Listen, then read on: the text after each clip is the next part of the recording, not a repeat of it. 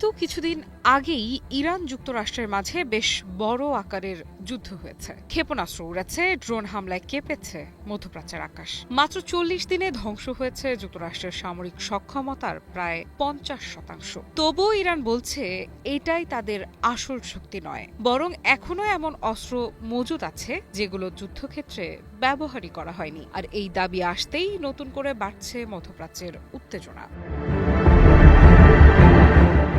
রুশ সংবাদ মাধ্যম RIA নভোস্তিকে দেয়া এক সাক্ষাৎকারে ইরানের এক সামরিক সূত্র জানায়, তেহরান নিজস্ব প্রযুক্তিতে এমন আধুনিক অস্ত্র তৈরি করেছে যা এখনো বিশ্বের সামনে আনা হয়নি।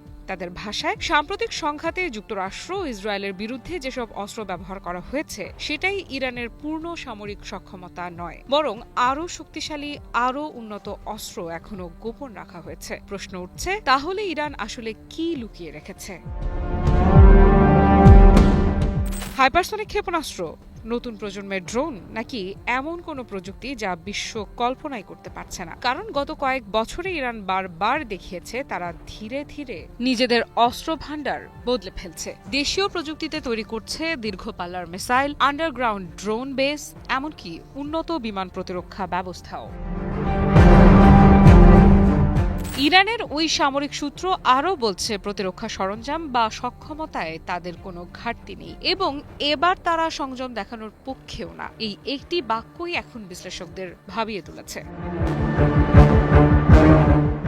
কারণ সাম্প্রতিক সংঘাতে ইরান তুলনামূলক নিয়ন্ত্রিত প্রতিক্রিয়া দেখিয়েছে বলে মনে করা হচ্ছিল, কিন্তু এখন তেহরানের বার্তা স্পষ্ট, পরবর্তী হামলা হলে প্রতিক্রিয়াও হবে ভিন্ন মাত্রার। এদিকে একই সুরে হুঁশিয়ারি দিয়েছেন ইসলামিক রেভলিউশনারি গার্ড ক্রপস বা IRGC। এক বিবৃতিতে বাহিনীটি বলেছে, যুক্তরাষ্ট্র ও ইসরায়েল এখনো আগের পরাজয় থেকে শিক্ষা নেয়নি। তারা দাবি করেছে, বিশ্বের সবচেয়ে ব্যয়বহুল ও দুই সেনাবাহিনী একসাথে আক্রমণ চালালেও ইরান তখনও নিজেদের সব সামরিক সক্ষমতা ব্যবহার করেনি।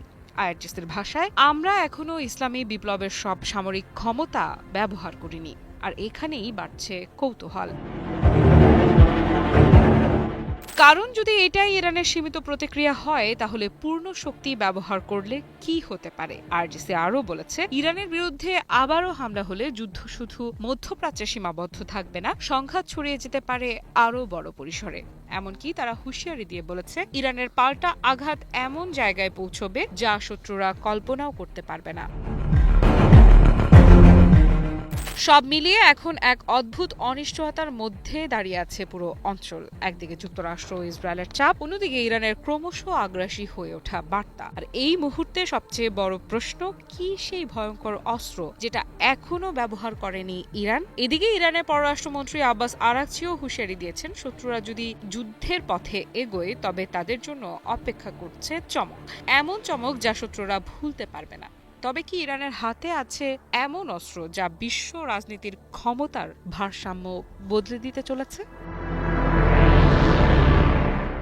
আফ্রিদা ইফরাত, নিউজ 24।